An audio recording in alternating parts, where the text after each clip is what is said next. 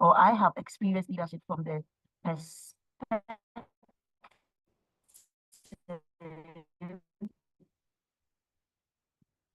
I'm looking at leadership from the perspective of being it a calling, a purpose, or a ministry. You know, when it comes to leadership, we are all leaders in one way or another, driving your own life. You are the CEO of your life. What to do? Nobody knows you better than you because you have to sit by yourself and know what you want to do and all of that. That is leadership. So you need to know your purpose. You need to know your calling. Calling is different from ministry, which is very much different from, let's say, a healer. A healer, but the person works as an accountant. The person's ministry is like singing. So you see the person juggling 4 different things at the same time, and they are doing it so well. You wonder, do you even sleep? Yes, they do. Charity sleeps, Diane sleeps. It's part of the calling. Each and every one of us here do stuff. Jeremy has been to different conferences back to back, and I am so proud of the man he is becoming. And I know you've got a lot to go. Jeremy is one leader who is not backing up. He is pursuing his dreams, and I like that about him. You will say, know your temperament if you're the vet or the vets. That's what they will tell you. Know your vision and know your mission. What do you see? Where do you see yourself? Sometimes people joke about certain things on social media. Where do you see yourself in the next 5 years? And then someone says, I can't even see myself in the next 5 minutes. How do I see myself in the next 5 years? There are certain jokes we do not want to associate ourselves with. Know your circle because they will help you. Knowing your circle because they will really, really help you. I don't see how you are in innovation, you want to innovate stuff, you want to grow your mindset, and you are still with someone who has no idea about what innovation is. Someone who has no idea about what challenging the status quo is. Leadership, young people, innovation is all about changing the narrative for the better, challenging the status quo, come what may. I have found myself in a lot of organizations where I have been the youngest, but I have been given the opportunity to man a lot of affairs. Not because nobody knew, but because they saw that there was fresh blood, they saw that there was new ideas always popping up. So nobody was willing to be a stumbling block. And of course, if you are very stubborn like me, being a stumbling block is not something we've even seen as part of our challenges. That is not challenges we are looking at. Challenges is coming up with new things every day, making sure we navigate our way. Most of us don't care about someone being stubborn and not giving us the platform. We will create our own platforms, and people know that about most of us. So sometimes I always like young people to study the art of the the protocols of productivity. When I say the protocols of productivity, what I'm talking about is the fact that in an African society, I am narrowing it to Africa. In an African society, everything is programmed for us. You go to school, you write your BC, you go to secondary school, you write your Zoom into the university, get first class marks, second upper, you're done. Then the challenge is coming. Then you don't know what to do. Then you don't know your left from your right. Then people like Diana are here, and then later on they'll come and ask, how of showing up is 100% of success, opportunities. You give it to them, they ask you, what young people are looking for money. Nobody gets money from the get-go. Nobody is doing that. Money will come, work on yourself. So what I'm trying to say is that Africans and innovation is more like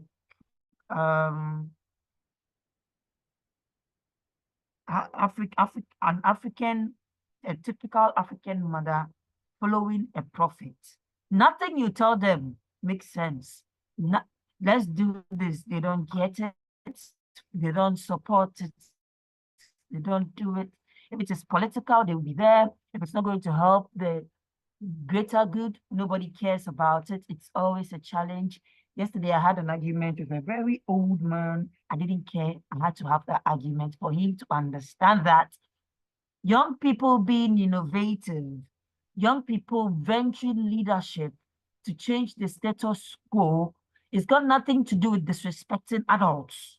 It has got nothing to do with disrespecting adults. It doesn't mean we know so much. It just means that give us the avenue. Let us show you what we can do. And definitely you're not going to be impressed by it. But then the best you can do is to say, how can I support it? That's it. Because now most young people can come together and do one or two things. And then you will be amazed. And that is when they come up to say, well, I know that point in time, we don't care. We've been able to man up. We've been able to come together to do that. Now we have come to notice that desire is not just something innate, it is something you develop. You don't just wait for the desire to come up. You create that appetite for it. So the moment young people start creating an appetite for something good, something innovative, something that there is nothing you can do to change it, especially if they've seen the light and they've seen that this is what can help. Once they decide and they make up their mind and they are determined and they discipline themselves, they try to coach and mentor themselves, read books, explore, discover, they practice, assess, and start praying. Nothing you do will change their mind. That is something I sometimes let African adults study about. But then, of course, we live in a global world and we see opportunities here and there and we see them created for us. How do we become innovative? Diana says, Africa. I do not appreciate the fact that is it Esther? Esther said, well, it's Africa. That's a no, no, no, no, no. We need to fight to the end. We need to actually fight to the end. When you start fighting, you don't get the support. But when somebody sees you and they like it, they're definitely going to join hands with you and they're going to do what's best. So I always, whenever I'm talking to young people like myself, I'm not coming to state theory. Oh, leadership is when you can change the better to influence somebody to do something they don't want to do. And those are manipulative, narcissistic speeches. I have heard them over and over and over and over and over. And we see leaders in that very same space who are not doing anything because we have given them some form of subscription, an ascribed form of leadership. When your time is up, you go. We'll pay you for you to leave. No, no, no, no, no, no. We need to start changing that narrative. The narrative we need to start changing is to deal with certain myths. That's position myth, where I have to say that I need to get to the top before I can lead up. If I'm not at the top, I will not be able to lead. It's a myth. It's a position myth, a destination myth. I will learn to lead when I occupy a top position or when I get to the top. And no, no, no, no, no. People will listen to me when I am at the top because then you think you'll be influential. No, I have my reservations about influencers and influence, but this is not one of them. I will be in control when I get to the top. It's not true. A lot of people at the top, they know nothing about leadership. Nothing, absolutely nothing, nada, nothing. I will no longer be limited or I can do whatever I want when I'm at the top. No, we see young people doing everything they're doing and they don't care about being at the top. That is why we are always saying that if you are doing something and you don't care about who gets credit, then you are being an actual good leader. Because that's what leadership is about. It's about all of us coming together to say, hey, this is the challenge we've identified. Let us provide a solution to it. We don't care who gets the credit. At the end of the day, it's going to say a group of young people came here. This is what they did, and this is what they've been able to change. And that's the goal. That is what we are looking at. If I am not at the top, I can't reach my potential. It's a lie. You see, growing up, we have been stuck up in these social studies topics, which makes us so limited in a lot of areas. Sometimes you have to wait for the green light. There is nothing like a green light. Nobody Nobody's holding any green flag to wait for you to say, oh, it's green, now you can go. There is nothing like that. Just do it. Just do it. We have to do it.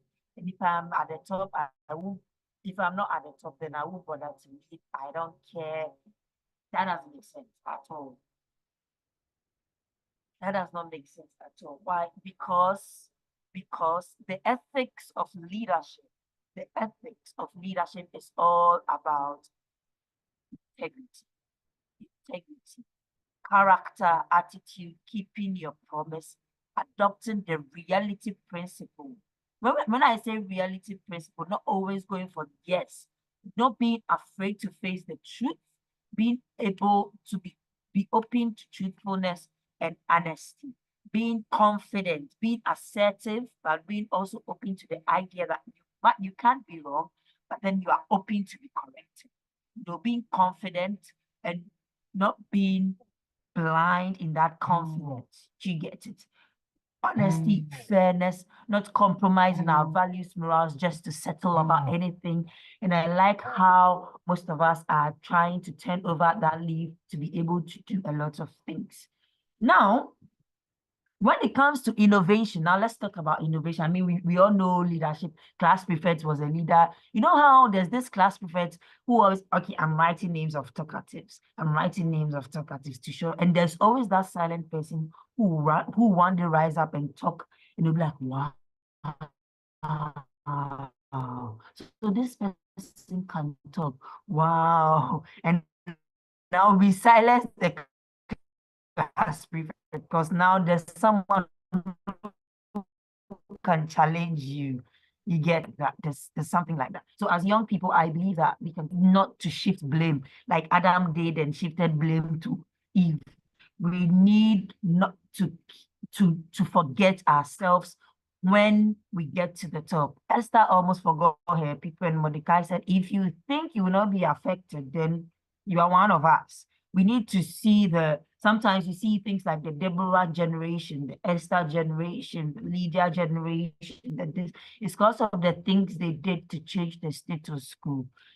Last time I told someone that women actually enjoy a miniature of what women fought for biblically. And they were like, wow. And I said, yes, it's because we are not actually, it's how the society has been created. Hierarchical, and then we put men at the top, hierarchical, and then we put men in the middle, patriarchal, we say give it to the men, and then now we have to fight for the women, and now fighting for the women, we go the extreme, and now we leave them, and now people can't even focus on what is right.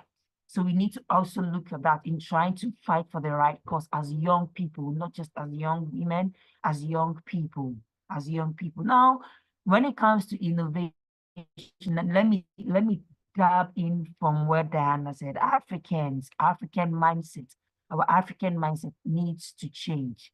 I asked someone, why do you want to be the Elon Musk of Ghana? Oh, that's because he's a well-known person. He's well known for what? Well, to be the richest man. I'm like, what did he do? Oh, well, they said he's the owner of Twitter. Like, what else did he do? Because it didn't just happen to become Elon Musk. He started from somewhere. Let's start from somewhere. Let's forget about those discouraging words. I have heard them so many times. Now I just build a bridge and then I just cross it. Just build a tough skin around it and you just cross it. Just move on. You just move on. Sometimes you hear things that you people are rushing. You people are rushing so much. You're not even seeing anything. You're not even seeing anything. And then in the next 5 years, these very same people, so when you had the opportunity, what did you even use it for? If we are doing the right things for the right reasons, then I don't think we are rushing. If we are pursuing the right courses for the right riches, if we are being innovative, innovation is just basically adding up to provide better solutions, adding up to provide better solutions. That's just it. We've seen climate. Yesterday, I was telling my mom that she's one of the people causing climate change. This woman said I should go around and look at all the plastics and things before I come and talk to her. And I said, it starts with you. It starts, if people come and they see we are not doing, they will not do it. It starts with us. That is what we need to do. We start little. We don't expect that the right things will be done in a jiffy, but then we start gradually, and then we start. I am just waiting for the day where all young people will rise up and say, today be today. This is what we are doing.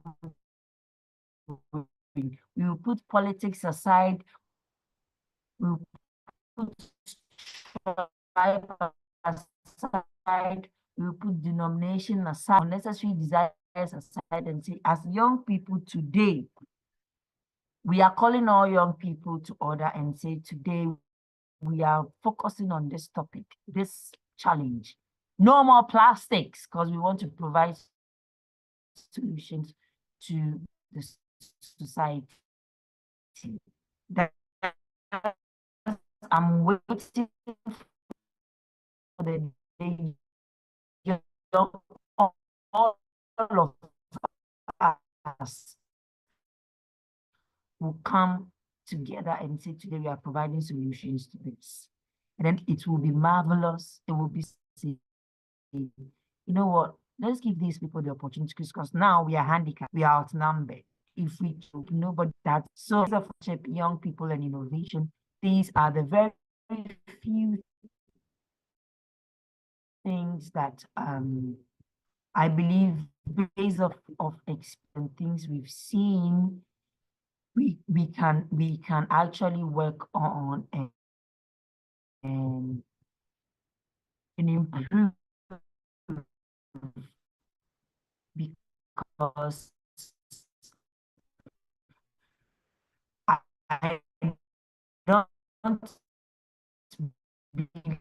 believe that we need to pursue the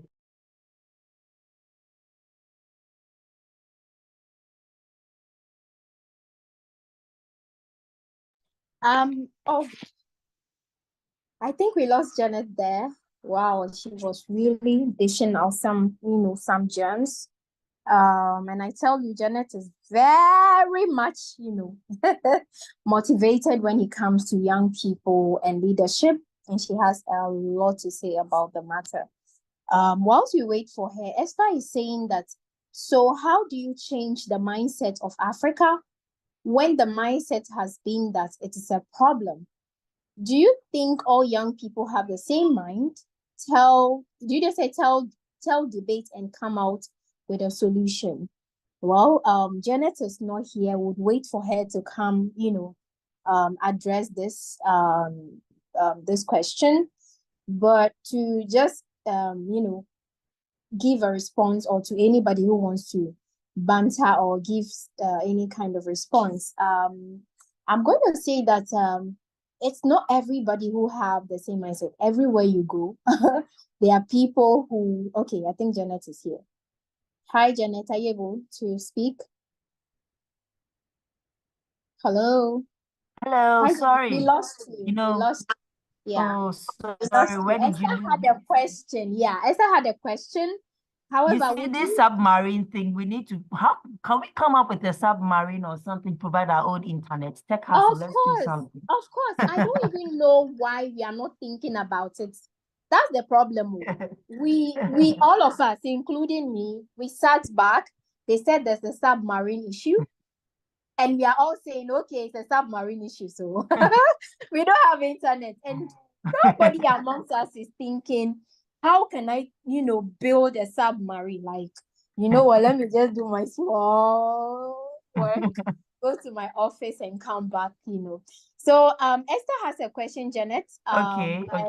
I was saying that it starts with the individual. However, she said that how do you change the mindset of Africa when the mindset has been that it's a problem? Do you think all young people have the same mind? Tell, debate, or come out with a solution? Yeah. Okay. Thank you very much, Esther. There's something I call conformity. None of us have the same mind. We all don't have the same mind. Believe me, most of us have very great minds, but we conform to the African standards. You know, you are shaped by your environment. You are influenced by your environment. So in coming up with something, no African youth has the same. There are some African friends I know from Madagascar, bro. Believe me, they are more hungrier for change than Wow. anything. But the question is, the people at the top. That is why I said our African society is concentrated at the top. Mm.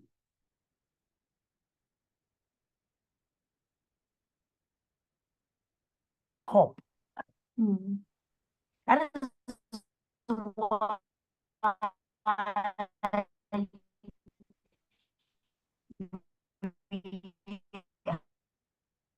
Hi, Janet. I think you are breaking up now. have always understood that into it is only when you are at the top you can influence. Hello. Hey, Janet, can you hear me? Hello. I think Janet's internet is a bit, it's a bit shaky at the moment. Jen, I would have to let It's you. only when you are at the top you can actually everybody's fight is. Am I breaking up again? Sorry. Yeah, you kind of Hello? went a while. Yes. You kind of went off for a while. Hello.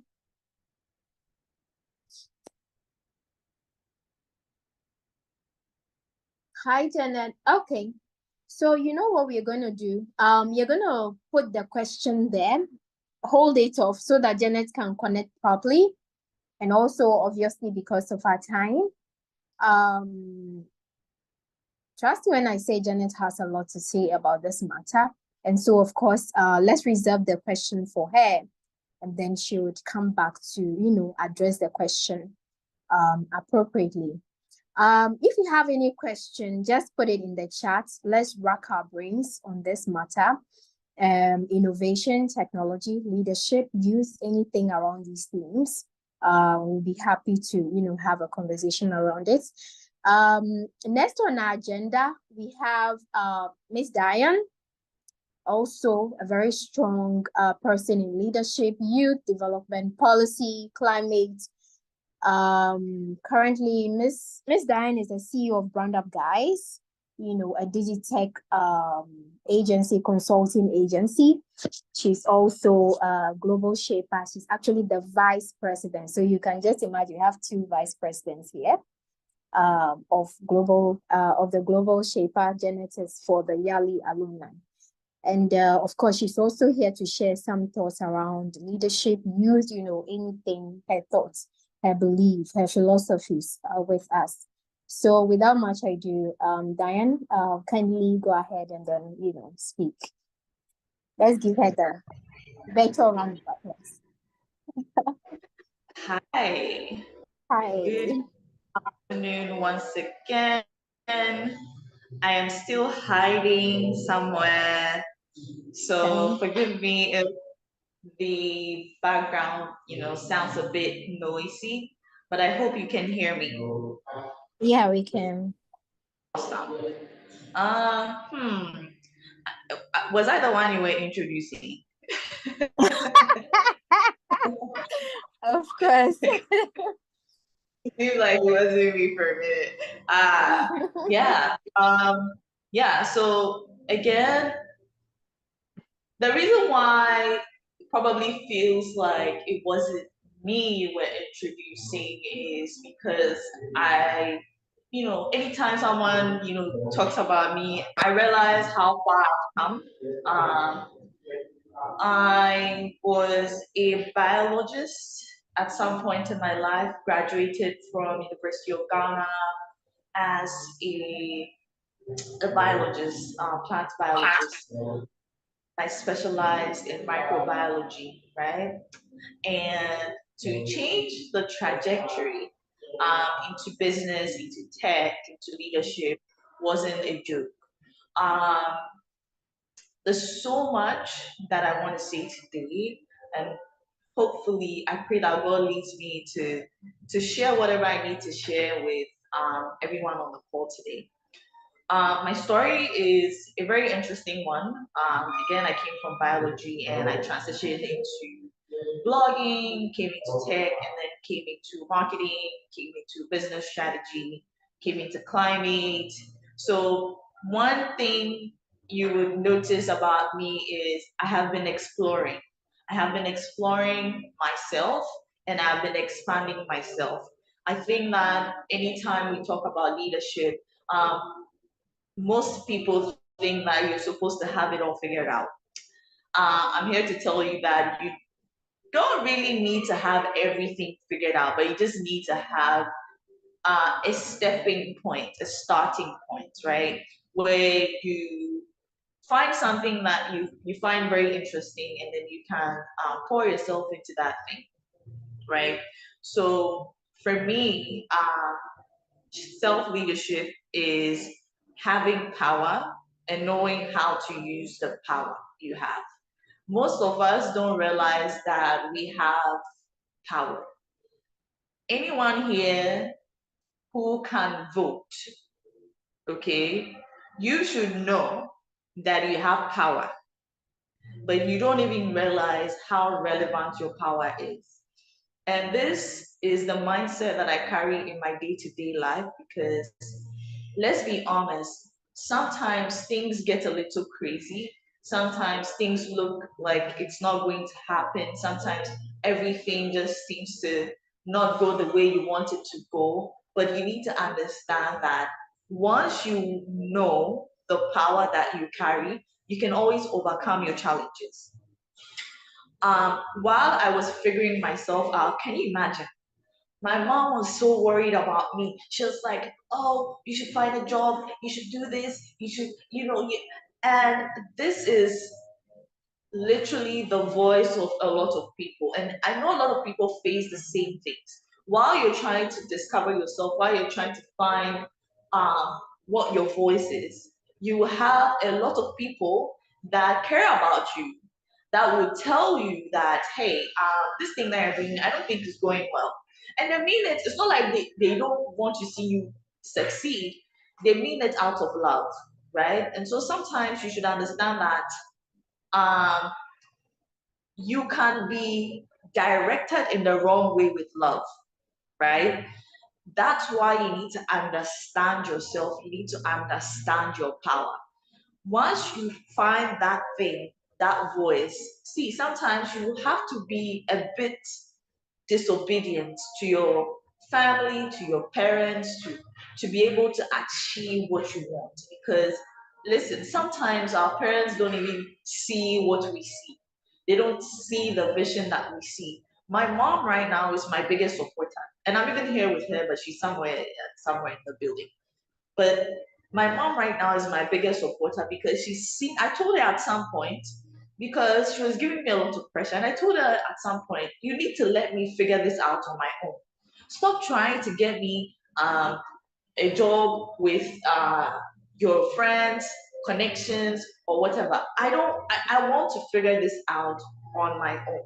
And sometimes, again, misdirection can come in the form of love, and you can easily be directed to a different course when you know that this is actually what you're burning for, what you really want to do with your life. And yes, you will doubt yourself while you're doing all this. People would say things that will break you. People will say things that will um, change how you view life. It's okay. It's okay for all these things to happen to you while you're at it. Well, when I started and I decided I was going to be a blogger at some point in my life, the kind of backlash that I got from people, and that I used all that negative feedback from people and I turned it into something positive.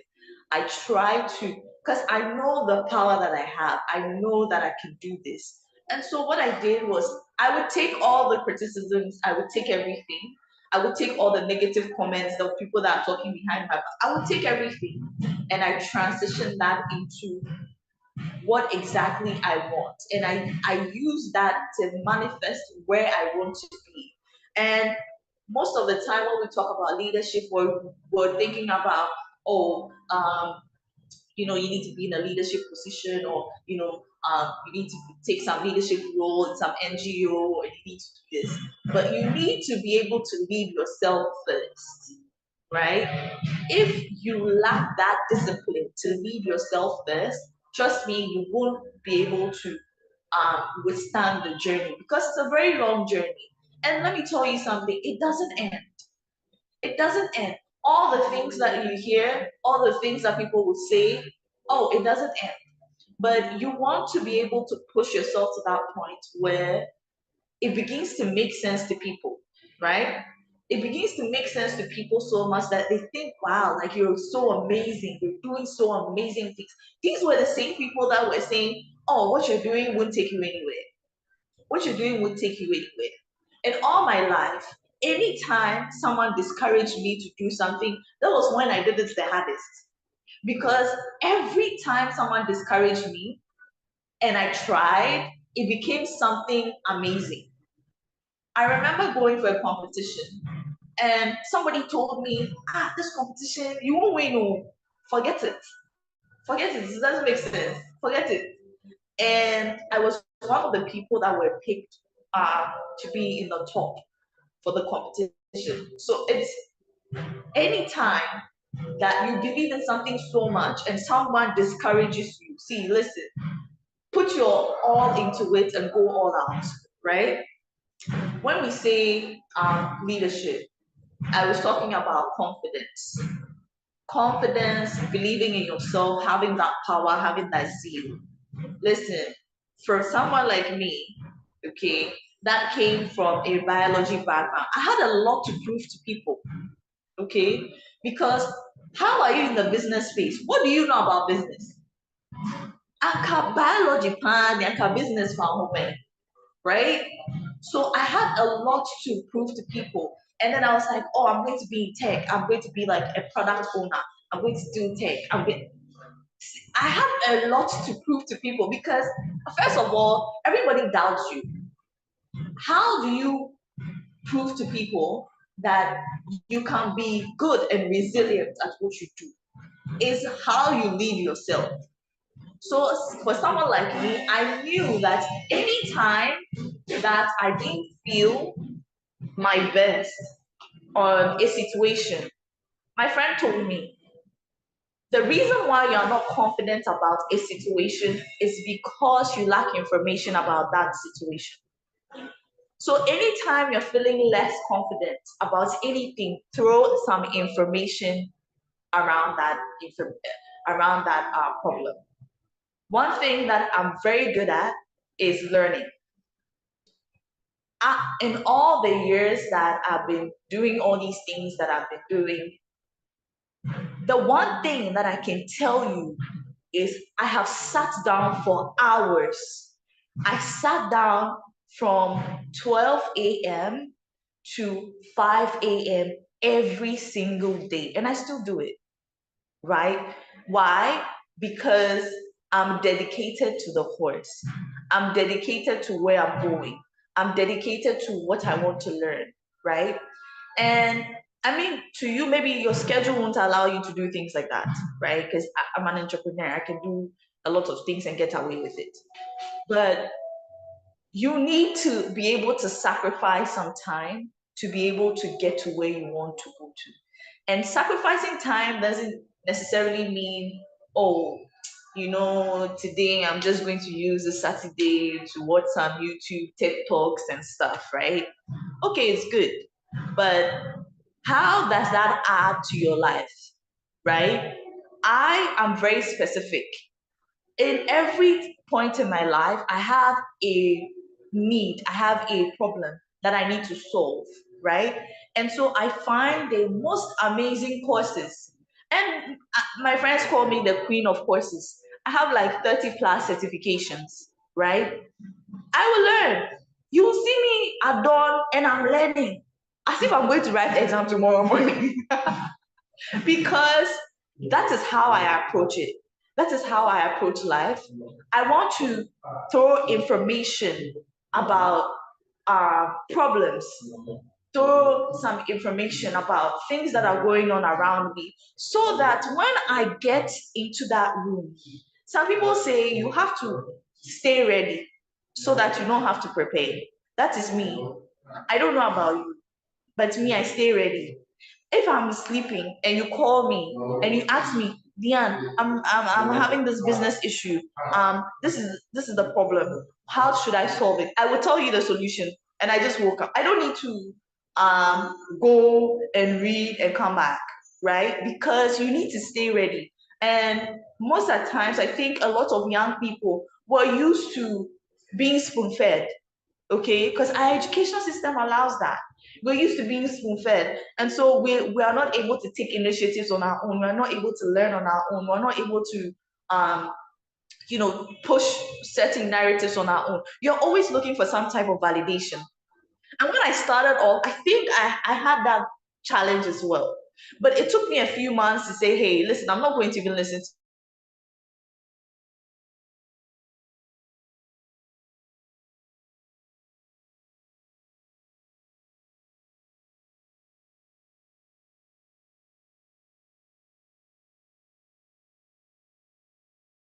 I'm just going to do me, my own style.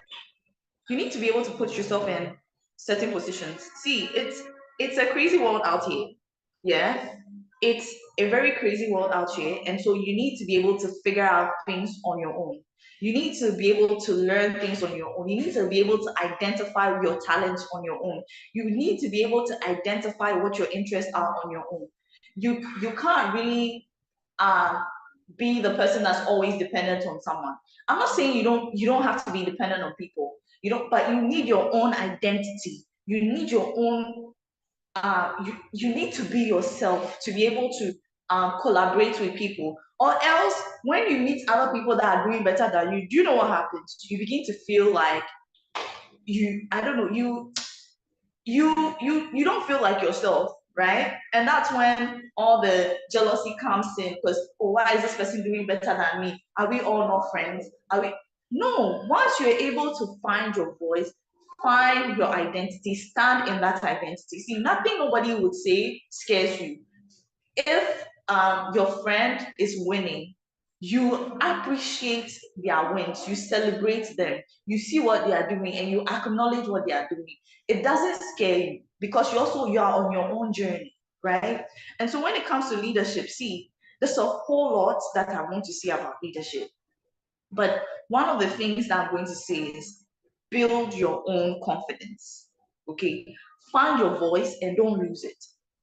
Find a specific problem, yeah, that you want to solve, yeah, and make sure that you throw so much information about it that you become an expert in that field, that problem, that solution. Find all the other diverse ways that you can provide solutions to that problem. Yeah. And now when you find that one thing that makes you so excited and gets you giggly, or a few things that you find excitement, you have information about. See, don't keep quiet. And one of the things that helped me propel what I was doing is I wasn't quiet. These days I've been a bit quiet because I'm working, right? But I wasn't quiet. I was active. I mean, I would share everything, my certifications, I will share it because I'm trying to make money. It's not now, there's no time to be shy. There's no time to be acting like, oh, and this person and that person. You need to start the innovation, yeah? You need to start with yourself. You need to innovate in your own life, in your own career, in your personal life, how you're even networking. You need to be innovative. And people talk about innovation and like you're thinking of the wild things, and start with yourself. What right now that you're sitting here listening to me, can you tell me one thing that that, oh, given the opportunity, I can do something around this. I can speak to this problem. I can do something around. I'm confident. I know so much about it. I'm well informed. See, someone told me one thing. Before you go and ask anybody for any type of information, Google it first and make sure you've read. You see, on Google, they have different pages, right? Make sure you've read from 1 to 10. Make sure you've read on Google that topic. You've read from 1 to 10, page 1 to page 10, before you even go and ask anybody anything. Young people in Ghana, especially, are so used to being spoon-fed. And this is me speaking from someone who has employed young people. You're used to being spoon-fed. Like, even because they don't know how to innovate on their own, they are not proactive when it comes to solutions, doing something, pushing themselves out there. Listen, unless you tell them that, hey, madam, wait to her before they place a thing here, right? And this mindset needs to change. And it's not just like a mindset. You need to be intentional and take actions, because if you don't, it affects you in all areas of your life and you don't even realize it. Once you start to be that person that does things on your own, you don't need to always go and ask mommy or daddy for approval for certain things. You begin to find that independence. And I think most of us in Africa, we have that challenge because we usually grow around our parents, and we live at home to a certain age. And so we become very dependent on our parents, and we listen to their advice. And sometimes your parents are the best people to advise you, right? But there are other times where you kind of need to also make some decisions on your own. And that's what, like, you need to step into adulting properly and think for yourself properly. And that's like a great way to start your leadership journey. There's also, I put out like a few actionable steps that I think you should, use, right? The first one is have your own vision. I've seen too many people that they are visioning, but their vision is based on other people's vision. It's okay if somebody is doing something you like, but when we start to probe you deeper into why do you want this particular thing, it becomes a problem because you haven't identified. It's like I think somebody mentioned something about influencers, right? It's like we're in an age where we see a lot of videos, and so we're influenced by a lot of videos and things that we see online. To me, yeah, in this point in my life, I feel like when I'm talking to young people, all of you kind of sound almost the same, because you listen to the same kind of things, you listen to, and so all of you sound almost the same to me. There's no originality in like, oh, this happened to me. You can't even tell your story properly. You can't even, your own vision, you can't tell me the story properly.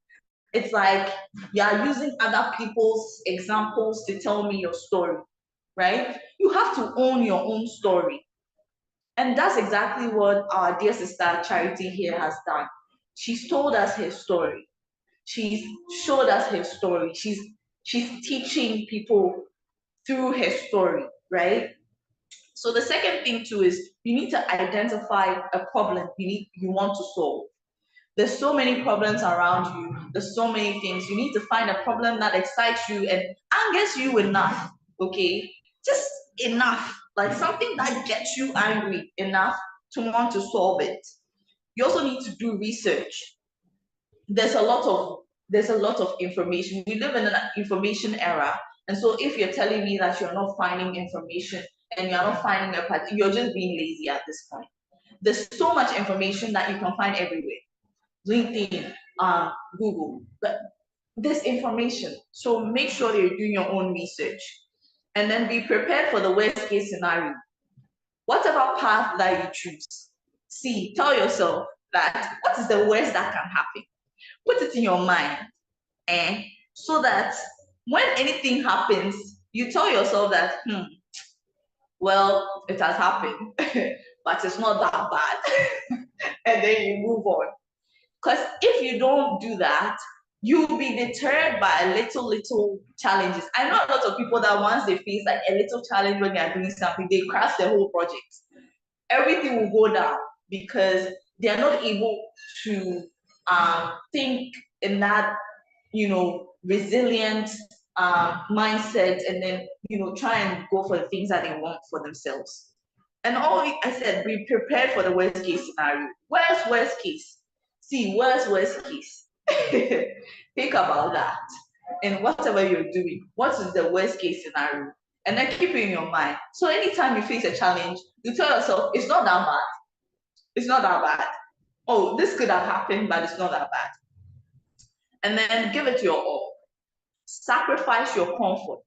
Because I told you I don't sleep well. I don't know. I think someone said you sleep. Me, sometimes I don't sleep because the kind of fire that is burning in me, it won't allow me to even sleep, right? And I know that everybody has a different path. Everybody has a different journey. See, somebody said that you don't know how fast the lion that is chasing me is running. So when you see me running, you might think, oh, I'm running too fast. But you don't know how fast the lion that is behind me is chasing me. So I feel like that's very different for everybody. You know where you are in life. Are you comfortable in the situation that you find yourself in now? Is it something at this rate and the pace that you are going? In 5 years, if you are going at the same pace, where would you be? That's a question that you need to ask yourself. So while you are innovating and creating all the amazing solutions in tech and climate, don't forget yourself, because you need to be the person that leads yourself to be able to lead others. So that's it for me. I'm gonna see what's happening in the chat. Yeah. If you have any questions, you can share here as well.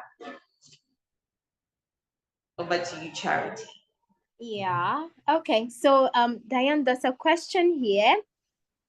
Very true. I think Esther was talking around the time where you said if you're an entrepreneur, you have all the time. However, if you are working, your time is a bit limited.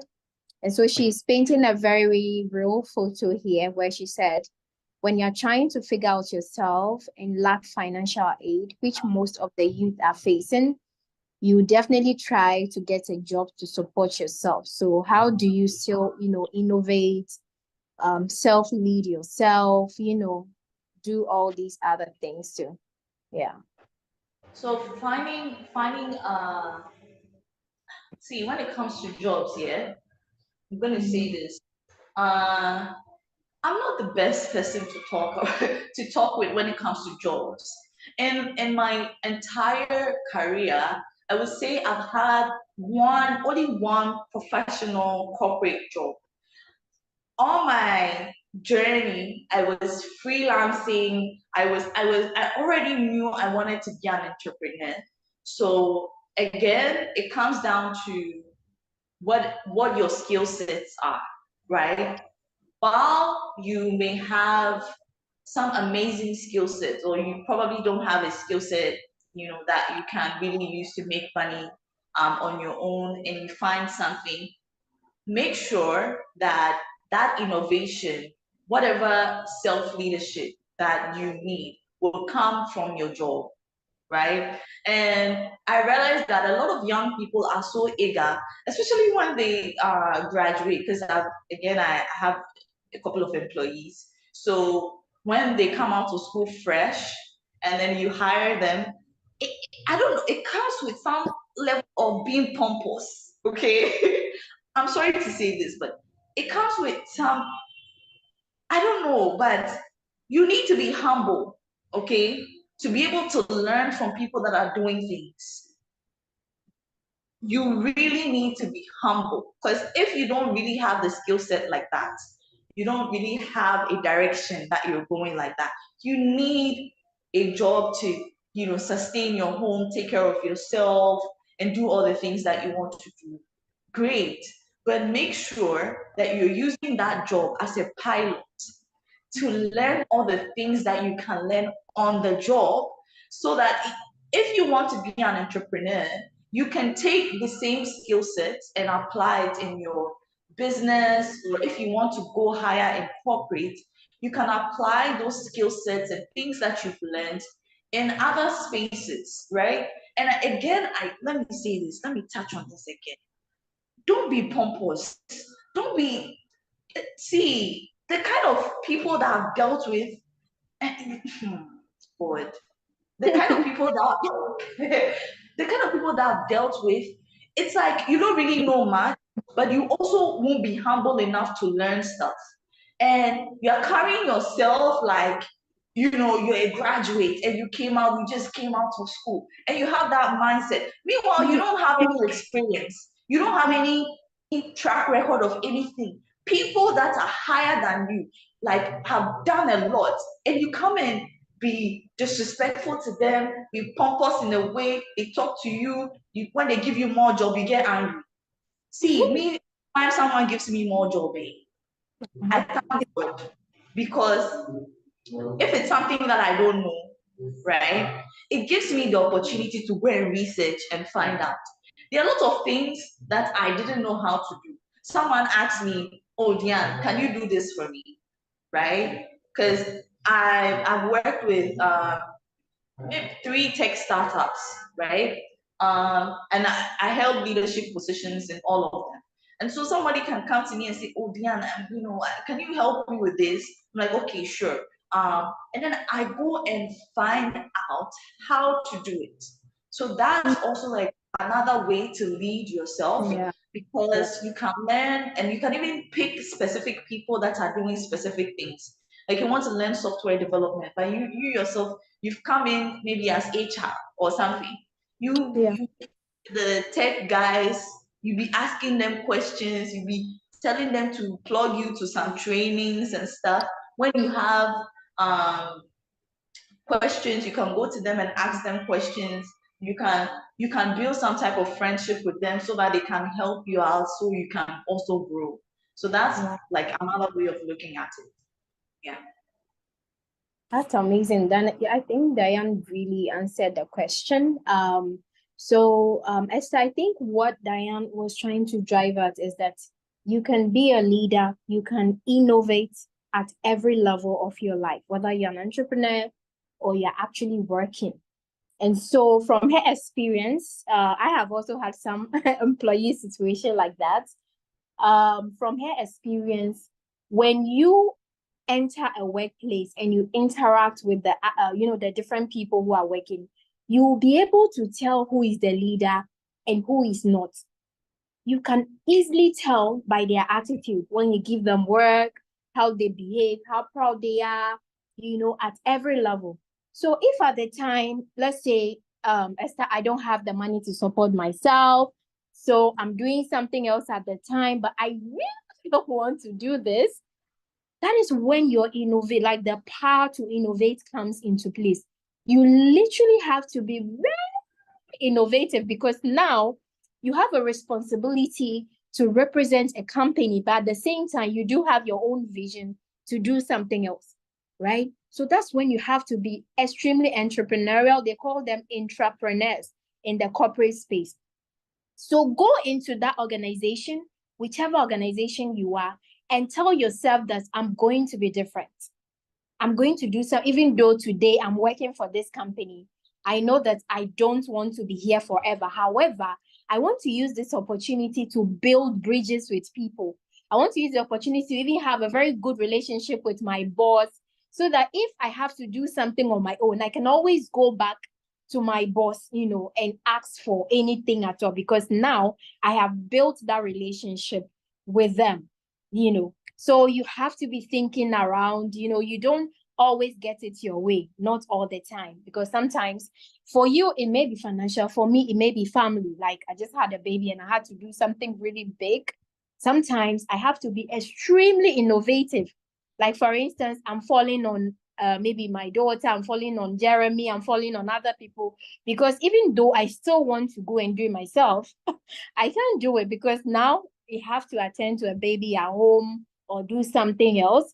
You really have to be innovative. So at every point in time, you don't have it. It starts from your mind. Like, you don't have to say, "Oh, I'm limited. I'm working for somebody. There's nothing I can do." And I think Diane gave so much example about that. Thank you so much, Diane. There's also another question for Janet. When you left, Janet, I say, how do you change the mindset of Africa when the mindset has been, it is a problem? Do you think all young people have the same mind? Yeah, you know, how can you change the mindset of Africa? Like, is it even possible to change the mindset of Africa? Like, what's your take, Janet? Yeah. Hi, hello, sorry. Yeah. I was having internet issues, but I'm back. Thank you, Charity and Esther, for that question. You know, the same person that told us that, I saw this on social media and it was funny.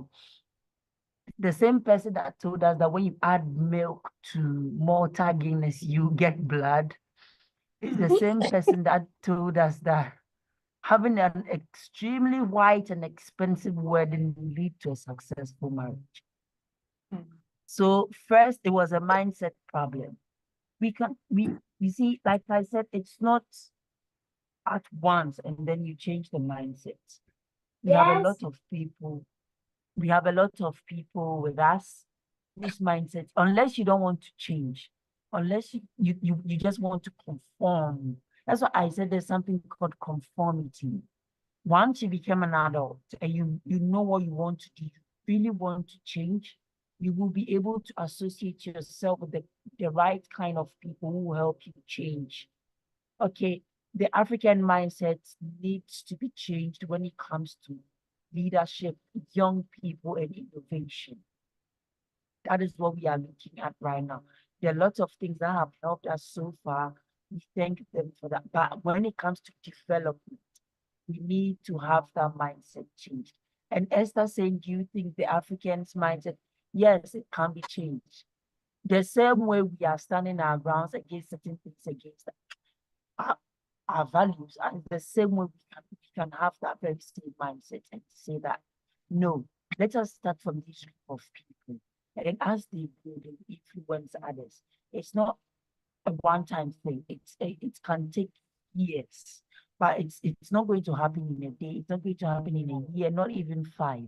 It can take years. But once we know that we started from somewhere and we are getting somewhere, then we will change that mindset. That is why there are certain houses or homes you go to, you don't do certain things. We've always carried that mindset. When you go to Rome, you do what the Romans do. When you come to Ghana, what do you do? When you come to Ghana, when I come to Africa, what do I do? Everybody literally thinks that you can come to Africa and be free to be corrupt. That is the mindset. But then what mindset are we carrying as Africans to say, no, we don't do that here? And an African will say, Charlie, let's give them some money. And then the person develops that mindset. We can also change and go, no, I don't do that. So everybody coming to you know that you don't do that. And everybody around you will not do that. And everybody around you will know that you are surrounded by people who do not do that. That's how things trickle down. But if everybody is doing it, then everybody is going to do it. If everybody is going to carry on doing it, then everybody is going to carry on doing it. That is the mindset. Mindset is a difficult thing. It's very challenging to change a mindset. But then we need to bring people to the understanding for them to know that, no, we need to change. You know, we can put them in a space where they will say, no, we need to change, and then they will change. So that's where we found ourselves. We can put people in a position where they would want to change. But then, like I said, our African society is so hierarchical, we concentrate power to the top. So to get to the top is very difficult. To get to the top is very challenging. So everybody wants to get to the top to be able to change something. So I always tell someone that everybody on social media is somebody until you meet them. Everybody on social media is rich until you meet them. That is the influence we have created. The influence of power. Oh, I have some power here. I have some power there. That's why when someone says, do you know me? Do you know me? Do you know who I am? They're not referring to them. They're referring to the people around them. That is the mindset we can change everything if we want to change it. We can literally change it. That is why I said I'm waiting for the day all young people will rise up and say, we do not want this. This thing must change. And then all the leaders will know that no, the young people have seen the light. There has been an awakening in them. But you see, today we organize this conference, then only few people are transformed, the rest go sleep on it. We organize another one, only few people are transformed. So me, I like it when we organize things and only 10 people like us are here, because from this, we tend to have the time to absorb and digest everything every conversation we are having here. And we now break them down to see how we can apply them to our lives and things around us. It's not always about the numbers. We always want to see the numbers, and then we think we are doing something. No. That is why there's a Chinese adage that says, leave your child for me for 6 months and your child will never be yours again. It's about the mind, all about the mind. That is why we see the Westerners as second to nothing. But then when it comes to African concept, we reject our own selves for them. We reject our own good initiatives for them. You see young people coming up with something so sweet and nice and like, hey, this thing, will people like it? Yeah, people will like it. Put it out there. If they don't like it, so what? Do something else. Do something up. Learn the art of branding, and then they will like it. If they don't like it, I will like it. So what if they don't like it? Do something else. We need to do that. And then the more we push, we will get there. So yes, Esther, the mindset cannot be changed in a day. African minds can be changed. You see, you are seeing the results as a challenge. Hey, can their minds be changed? Yes, it can be changed. Thank you, Diane, for saying that. Let's always think about the worst case scenario. This is not the worst case scenario. Even in the worst case, this is not the worst case scenario. The mindsets can be changed. Let the adults and the old people give themselves awards, give themselves the greatest awards a citizen can get, and let us down here do what we are supposed to do. And together, when we get to the top, we will know, they will see that we started working on ourselves years back. And as we are at the top, we are not at the top as individuals, but we are at the top as a group. Okay, we don't need to be at the top to make any influence, but then we are fighting to get to the top, because that is where we can trickle down the power, so that we delegate it, so that people feel that they are also part of human beings. It's not always being the first citizen, being the second citizen and whatever. No. We need to do stuff. And Esther, there's a lot to this conversation, to this topic, but yes, our mindsets can be changed. Thank you. So we can go with this notion that be ye transformed by the renewal of your mind. Be ye transformed by the renewal of your mind. What do we present to them for them to think, to say that, no, we want to change? That is why when someone is so hungry and you present to them a grain of rice on conditions, they will accept it, because they found themselves in a spot where they will do anything for that satisfaction. So if that satisfaction is for the greater good, it's not for comfort, but will go to an extent of changing a generation mindset, then I am up for it. Thank you very much.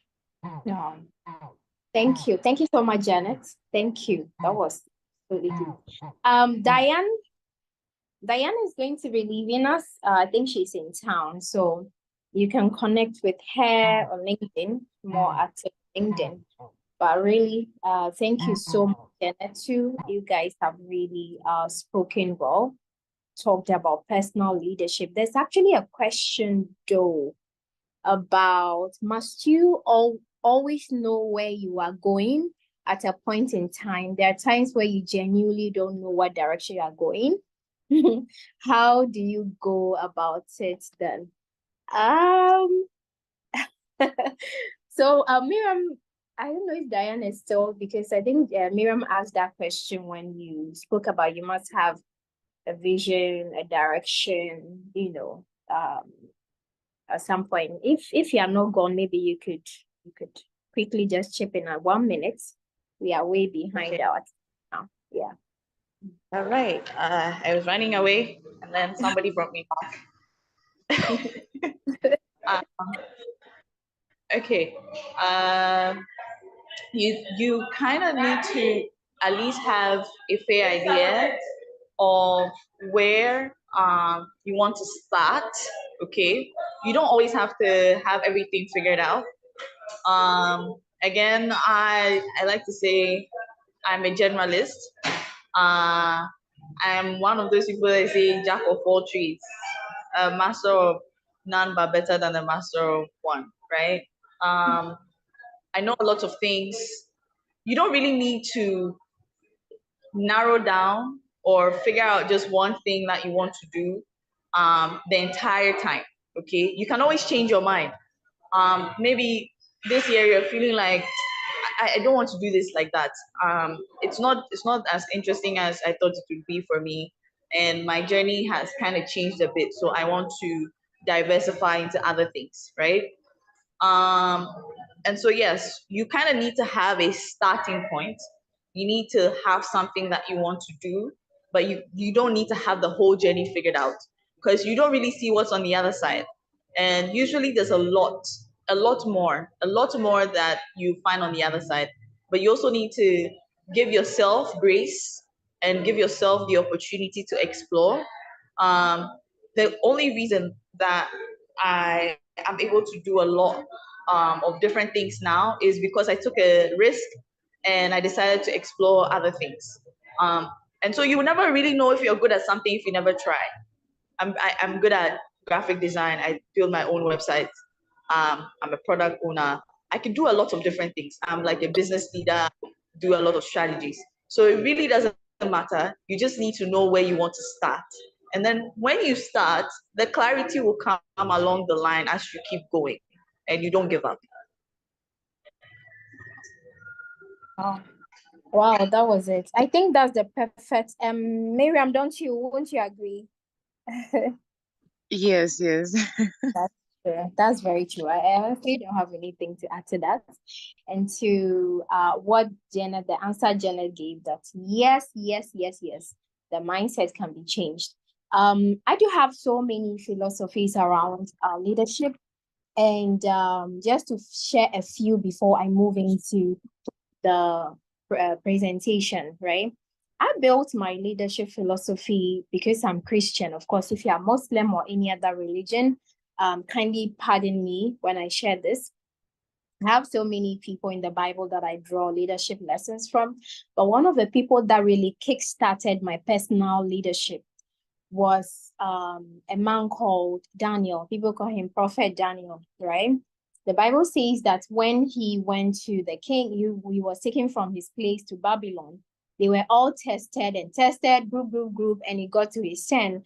And the account was that he was so excellent that he had to be put at the top. And that was it.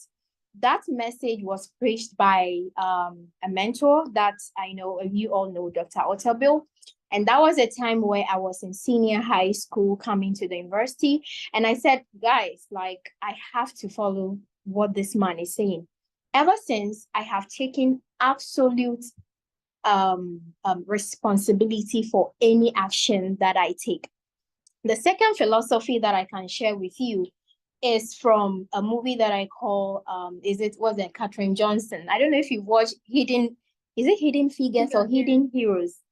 Yeah.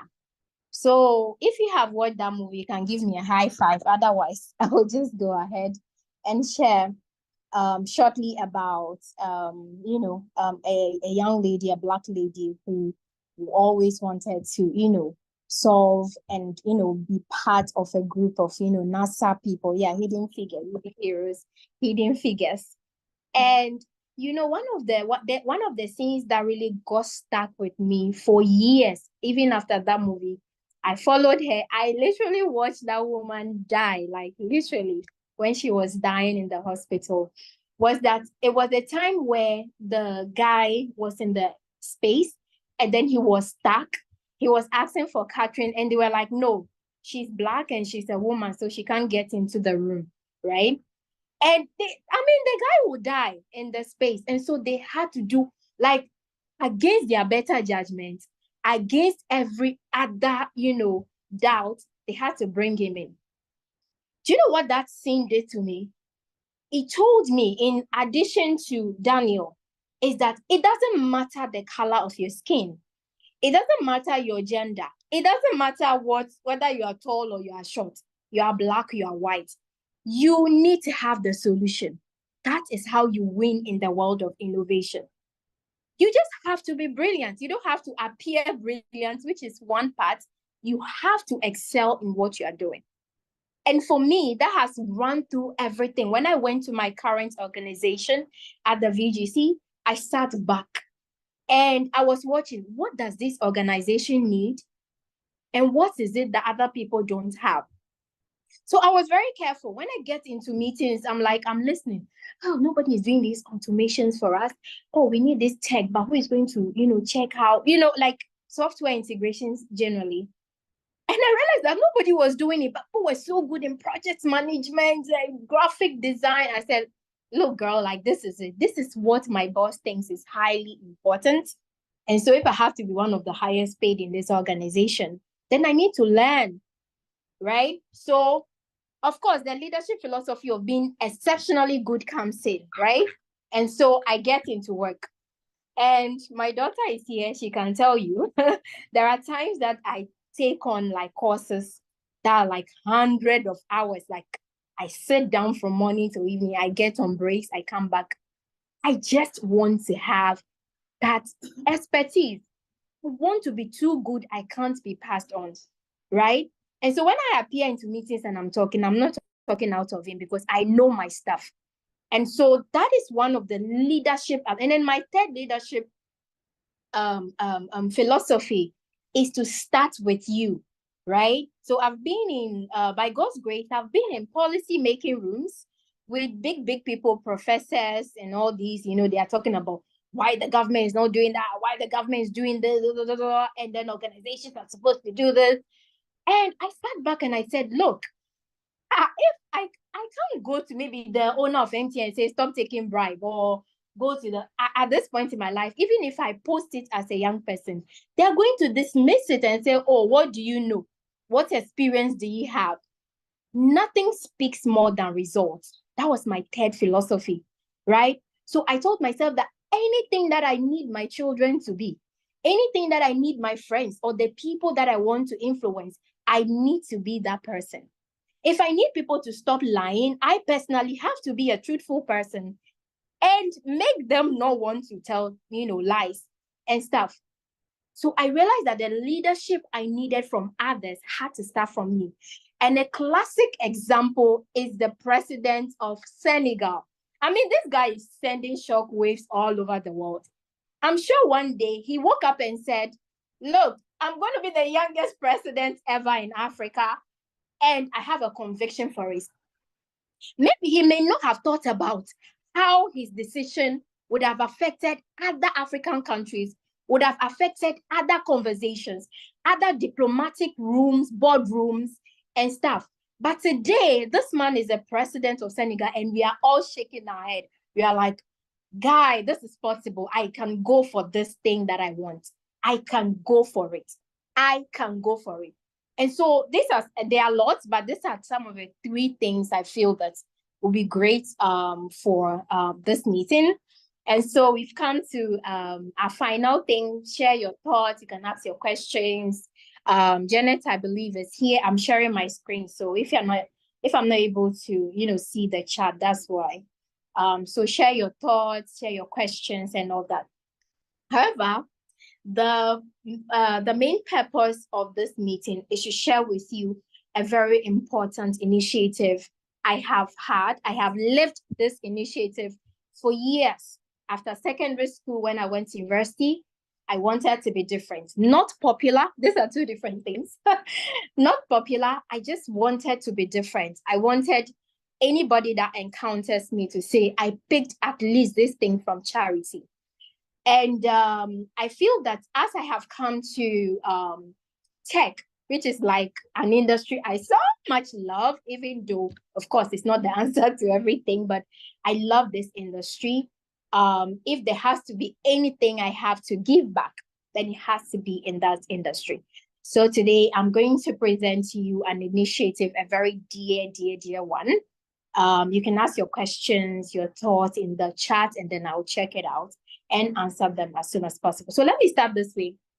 So somewhere in 2016, I was in a fellowship called UWAT, is Unlocking Women in Technology at iSpace. And I built a very amazing innovation. It was an online marketplace for home products, right? It's called Mukafrik.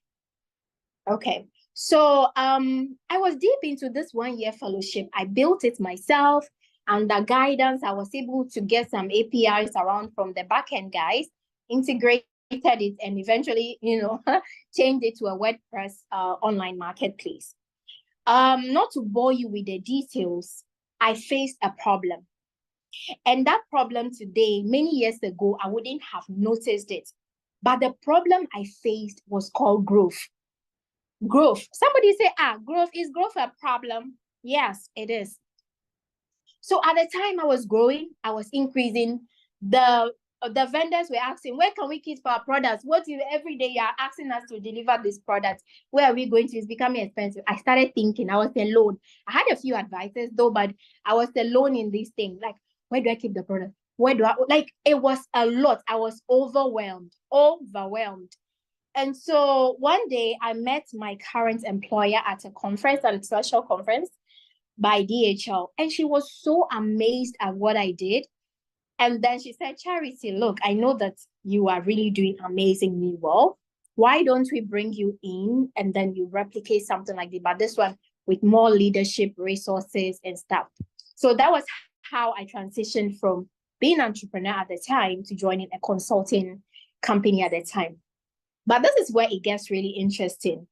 Mukafrik at the time was a bit quieter when I kind of exited. I got 2 offers afterwards when I had already signed another contract. And the first contract was by some guy from Silicon Accra. Like, you know how big these people, their money trying to build here.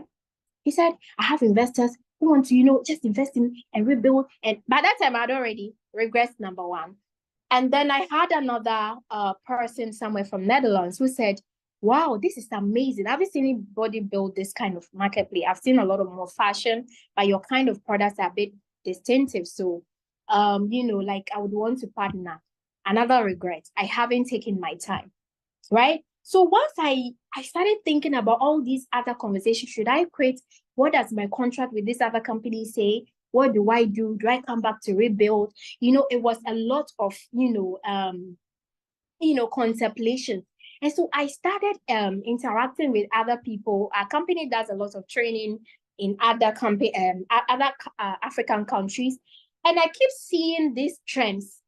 People building, they don't have much knowledge. They have some knowledge. They are growing. They don't know what to do. Then the company, somebody steals their idea from them. There's a lot of stuff, like crazy stories out there. And so I started talking to people. I started opening up about my story. I started telling them about the importance of learning, the importance of networking, the importance of collaboration, the importance of reaching out, the importance of learning around the business. If you are a fashion designer, you are not only sewing, you are building a business. So you need to think around the power of scaling, how to grow and stuff like that, right? So that brings me to my next slide. And that is when one day I saw this statistics, right? For those of us who are quite familiar, this is the world skills clock, right? Skills around secondary and digital skills. Now, this statistics even changed my life further to push me into action. I realized that the fact that I will go to events and just talk about it was not enough. when I saw this statistic shared by one industry, big industry player, Miss Regina Honu, 83% of Ghanaians between 15 to 24 years do not have digital skills. I couldn't sleep. I still cannot get myself over it. And I started thinking, so does that mean that all these people I meet at their first fintech awards, are they only just the part of the 20 or let me put it, the 15 or the 17%? But this is where it gets really interesting. Let's take all these 83 of the youth out and let's focus on the 17% of people that we know have some kind of digital skills between the ages 15 to 24. What is the problem?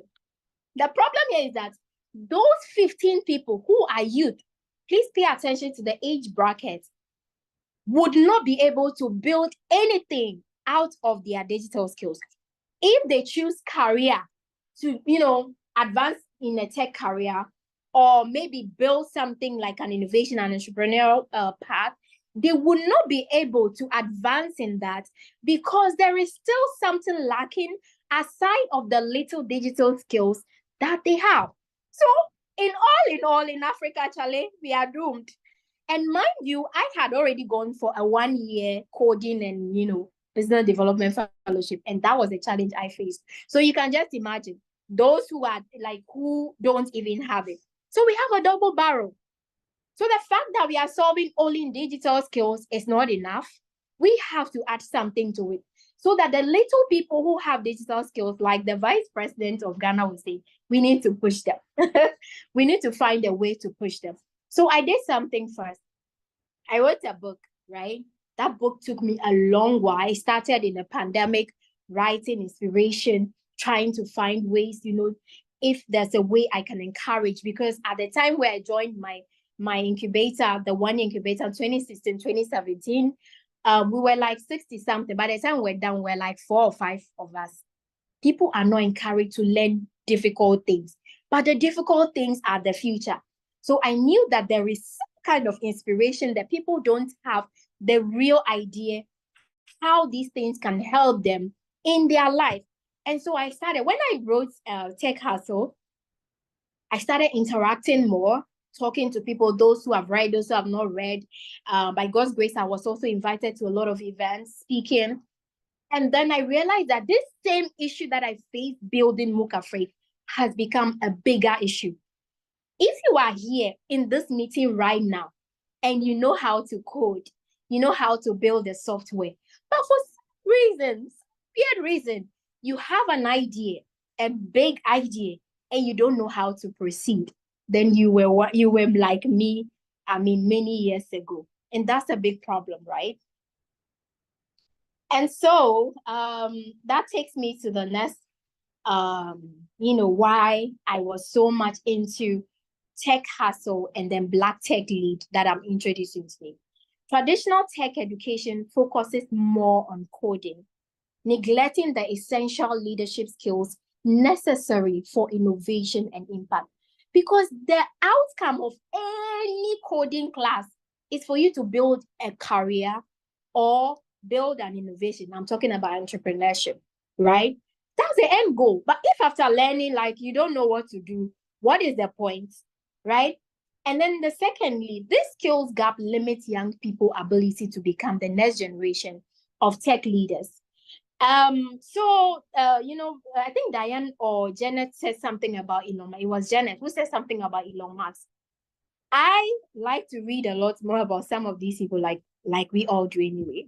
And it will interest you to know that when Elon Musk was around, I think 5 or 8 years, he was already reading things about physics, space. He already, Charlie, he had an idea, even if he doesn't know what he wants to do in life, he had an idea about something, like what he wants to do in his life. But come to our part of the world. We face a lot more difficulty in breaking into innovation. We don't start early. So how is it that by the time you try to figure it out, you are 50 years? Because the roadblocks are many. And because you started after school, after you finish your degree, or sometimes we go back and do our masters, We come back, then we are now trying to figure it out. But tell her like you are 40 years, happy 40 years to you. Then you are 50 years. You have nothing. I am not lying to you. I have met a 40-year-old woman who says, Charity, I'm confused. I don't know what to do with my life anymore. I've tried. It's not working. Let me just serve the Lord. But this person is so talented. And so I am a big advocate for start early. That is why, even though most youth advocacy would go around maybe SS, uni, I start with from day one. You have to start from young. So I embrace that bracket a lot. So I like to talk about myself as teenagers. However, I talk to more people in that age bracket, right? And so what do we do at Black Tech Lead? Our goal is to help bridge the gap between technical and expertise and impactful leadership, ensuring that the voices of young people and their contributions are heard, right? So we are leading through one philanthropy. It's a social impact initiative fueled by the power of philanthropy. I'll talk deeply about that. And then our mission is to empower young people to become the next generation of technology leaders. I'm sorry, I'm limiting it to tech, but of course we would open it up to more STEM, sciencey, but for the sake of just branding, please pardon me that we are focusing more on technology. We believe that young people or young minds are brimming with, more ideas and should be more than just coding and stuff, right? So let me stay here a bit more. So our name is Black Tech Lead. I missed a slide that should have expanded more. And what we are doing is just our name. What do I mean by that? Black is very geographical. Like naturally when you hear the word Black Africans, Black this, Black Asians, Black British, it just means like a certain color, right? However, I am bringing it back to geographical location. So when I say Black, it means that my initiative is based primarily on Africans. So wherever you are, if you are Black, you are African, then, you fall as part of it. And then the next thing in my name is tech, right? Like I mentioned earlier, we have a big focus on technology leaders because today, the revolution we are in is more technology. But of course, we invite a lot more sciencey people to join us in our drive. And so what do we do as tech? Tech in that aspect is very huge. The first thing that we want to do, we're already doing more. We are doing it in the background, but we haven't made it more official this way. Number one, we sell Tech Hustle or give it out, which is part of this initiative. So we are doing more like sharing Tech Hustle books to people in the rural who can buy, who can, purchase. And then also a bigger part of it is that we are doing trainings for people to, so we go to schools, we go to organizations, we do training on technology. But a bigger part of what will interest you in Black Tech Lead is that we want to raise high-level technology people, right? So when you are part of Black Tech Lead, I'm sorry, HTML is not enough. Or CSS is not enough. You literally have to push yourself into a certain part of how do you call it, like tech field that is very high yielding, right? So the plan is to get people into AI, machine learning, cyber security,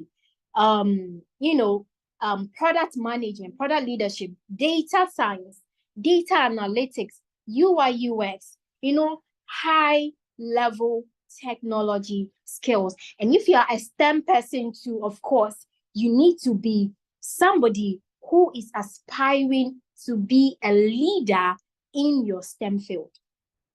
So these are the people that we are looking out for. That is the tech part. Now, when it comes to the leadership part, so as you can see in Black Tech Lead, we are not only going to do leadership, we are actually doing tech because of the numbers that I showed to you.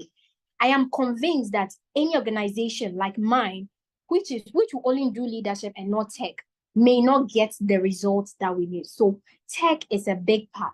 We will collaborate with other institutions, we'll help people through philanthropy to get certifications in maybe cybersecurity, cloud computing. We will actually teach too as well. We'll get people into other data fellowships, you know, all that stuff, good stuff. But at the end of the day, we need our community people to be high level, high yielding technology leaders in Africa or from Africa to any part of the world. The lead part, which is also part of our name, part of our mission, is where it gets really interesting. So that is the leadership part. You cannot be part of Black Tech Lead and not self-lead. You cannot be part of Black Tech Lead and not understand that you are part of the change. So we are going to do a lot more on leadership too. So let's move to what the leadership content is about. So these are just some of it. This is not all at all because there's a lot we can do, right? So there's public speaking, there's reading. A big part of everything we are doing is about reading. Like you literally have to be a reader. If you can't read or you can't hear audio, is it audiobooks? I'm not a fan of audiobooks, but yeah, other people really like audiobooks. You are not part of, you know, you need to find a way to get information from books, right? So you need to be somebody who is good, or if you're part of our community, maybe you can get infected by the bug, by the reading bug, but you need to be a reader, right? We'll be doing a lot more. This will be structured into courses, leadership camp, like we'll get away to certain places if you're part of the cohort. And then we'll do personal branding, which is very important. Personal branding bores a lot into your expertise, how you can help people in a certain industry, not only in a certain topic. Because I see people make mistakes, just pick cybersecurity, only talk. But at the time where they are going in their level, you can't just limit yourself because you are growing. You're not like maybe in a mid-level or senior level where you can, you know, bore down to a certain, but you can pick topics around a certain industry. That's just by the way. You know, we'll do soft skills development, vision boarding, very important. You need to have a vision boarding or a vision. Applying for fellowships, it's very important to me. Now, if you're part of a Black Tech Lead, you need to be part of very prestigious fellowships. You need to put yourself out there. In fact, we're going to push you. If you're not doing it, then of course, out the door, right? So you're going to do a lot more volunteering, you know, like Miss Diane does a lot. She does a lot of volunteering.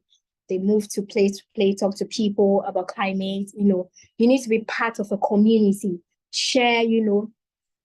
And then as part of fellowships, one of my visions for Black Tech Lead is that the people in Black Tech Lead have to be people who understand the importance of quality education, right? So most of our people have to aim high. You have to aim so high in your education, right? So the photo that you're seeing here are Susie and Favor, right? I met them at British High Commissioner residence. I got a special invitation to talk about STEM by the British High Commissioner, and I met them there. Amazing young girls. They were at Ames, Ghana. That's a mathematics secondary school at Tema. And now these girls are on MasterCard scholarship or fellowship, whatever it's called, and they're going to Ashesi. So you can just imagine, right? So you need to be very audacious about, if you are one of those people where, let me go to University of Tree, or let me just go to University of water, I'll be fine. The water will be okay for me. Then you're not part of us. You need to aim really high because we understand the importance of global view or global experience. You need to find a way to get into people, amongst people that have diverse views from you. And you can't do that if you're a local champion, right? So you need to, you know, people in our fellowship have to aim so high in education. Like, so you can see where my vision is going, raising high-level leaders from Africa, right? And then networking, of course, most of us know networking. tech savviness online. Of course, we'll be talking a lot more. There are more topics around, mental health, stress, innovation, self-leadership. Dinah talked about finding your voice, and mentorship. You need to have a mentor. I alone can't be your mentor. In fact, I'm not your mentor. You need to have somebody that you can always answer to. And I don't have any problem. This is a very open fellowship, or a very open community, right? And so you need to, find your voice. Networking done right, mentorship is very important. So there are 3 ways we want to do this. We have the General Global Leadership Training, which is the Global Leaders Corner. That's GLC, that you can see at the top here.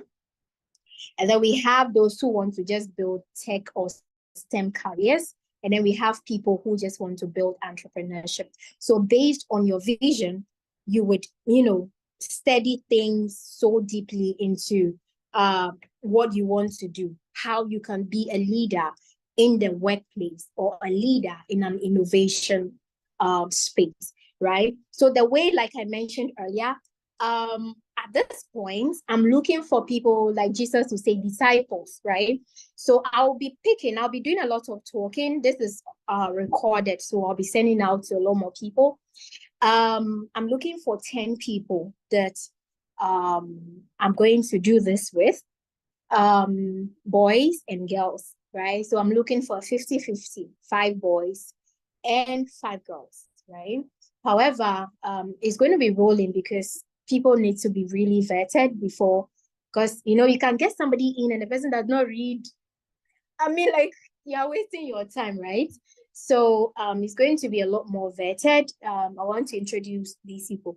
So these people I call disciples to be the people that will end up, volunteering, reteaching other people to become leaders in the community, teaching other people. And sometimes when we do the school visits or community visits, other African countries visits, some of these people are volunteers or leaders that will take up that mantle, and pass it on as we move on. So as you can see, this initiative is quite a lot. At this point, does anybody have any question at all? Okay, so I put this person here. What can you be after becoming a part of Black Tech Lead? You can be anything. I didn't put anything here. It's just blank, and it's there for a reason. The only reason being that everybody is different. And my vision is not to create the same people. It's not to create the same people who think the same way. So one person can think that, oh, we can all change the minds of everybody in Africa. That's great. The philosophy is that nobody is right. Another person can say, no, I can only change my mind and not change other people. Great. And so who you can be after being in a community like this is not defined. Let me put it that way. It's very much open because people have their different styles. The end, however, the vision is that after everything, you should be able to develop your own personal leadership. You should be able to know how, to handle crisis, how to move. But most importantly, to me, what is very much important to me is that you need to be a leader in your field. My dream is that one person, at least one person from Black Tech Lead community should lead the next Elon Musk in Africa. And it is possible. That is it. And for me, I'm not going to force you. It's very much open, right? So you're going to be very much exposed to all these talks, labs, camps, travel, come back, do some wild things. And take courses. So if you want to take an ALS course through philanthropy, we have to pay for that and make sure that you are a leader in whatever field that you want to be, right? Doesn't that sound exciting? Or am I the only person? I'm the only person who is excited here. Okay, so yeah, there's so many ways that you can keep in close contact with us, at least for now, because this is still a baby.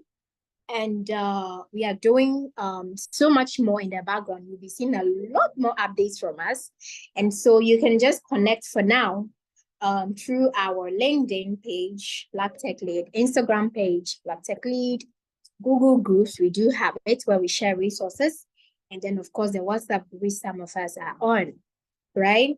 Now we have the general community called the GLC, right? The Black Tech Lead is just the general thing we do, right?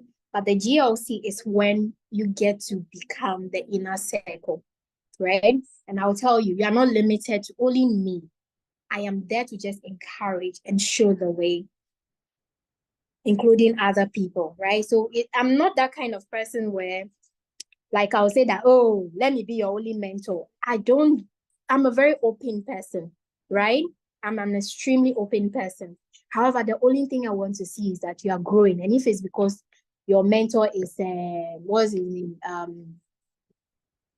The former MTN CEO, I've forgotten the one who just handed over, is that guy. Because I want you to think that high, that's great. You are growing, and that's absolutely amazing, right? And so once you belong to the general community, the WhatsApp, you still benefit anyway. However, if you come to the inner circle, which is the main GLC, that is what I've explained. Like you're like the disciple, where I'll closely be working with you, work with you, and then we'll take it from there. In the future, Black Tech Lead has much more things that we want to do. We want to create, collaborate with high-level experts. And for me, one of the people that I really love is the ALX founder, that's Fred. People like that, people like maybe Jibodi Communications, these people, we're going to find a way to create some kind of, collaborations or partnerships where they create courses around their expertise, right? So aside the general leadership thing you take, you'll be, learning from masters of the game, and not just any village champion. We are very much careful about who we choose. So at this point, I'm going to say thank you. Do you have any question? I think that will be at least the end of my presentation. So I'm going to stop sharing.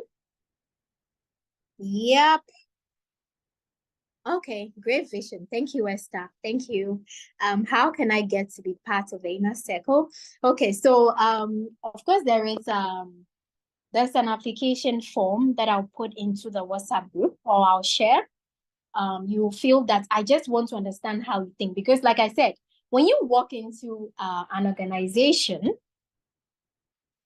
give like a few hours, you will know who is ready to go, even if the person does not have the information, right? It was the same with me. Somebody saw me at a conference, like, girl, like, I want to work with you, come to my company, and so you will know who. And without giving anybody, I don't want to mention anybody's name here, but I met a young lady in Women, she's here, so I met a young lady at I think Women Technique, and she was amazing. She walked in, she said, I just want to learn. I want to volunteer. I want to do this. Such a person like this, I don't even have to give her applications, she's already part of the inner circle. I want people who are eager, people who want results, people who want to. And I told her, oh, I'll do anything to get you what you want, right? And I followed that, because anytime her thoughts come to my mind, I say, hey, how to do this for her, how to do that for her, like I was determined, right? And so once you apply, I just want to know like where you are in your journey and what you want to do. Of course, I'll send the link out, and then we'll take it from there. So thank you so much. Let me see, nobody had a great vision. Thank you. Hidden Figures. Yes, Hidden Figures. Like, I love that movie. I think I should watch it again anyway. Yeah. Okay, so last words. Does anybody have anything before we close out? Past 3.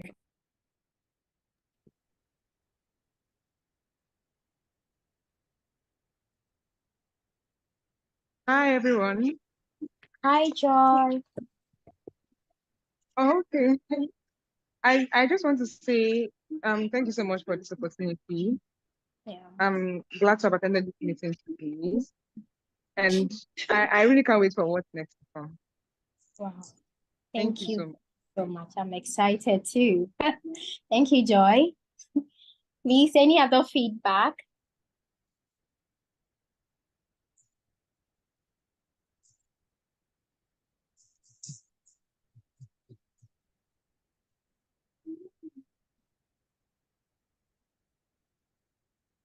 Okay.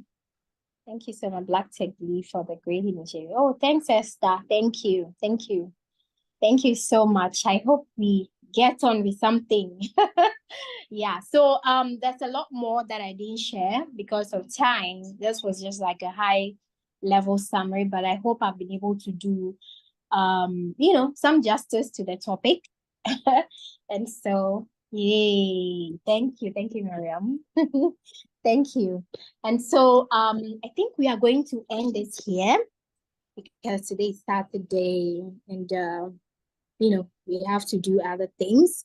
And so I look forward to, engaging with all of you. My only message, like Jenna said, yes, Africa's mindset can be changed.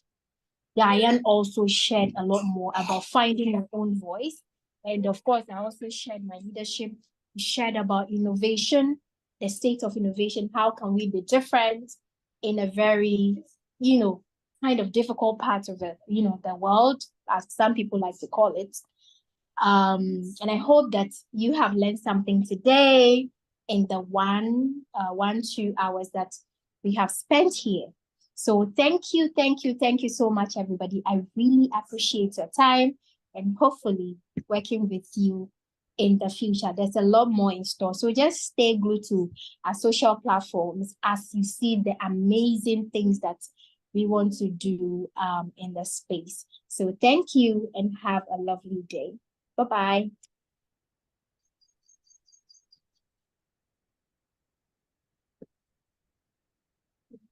Yeah.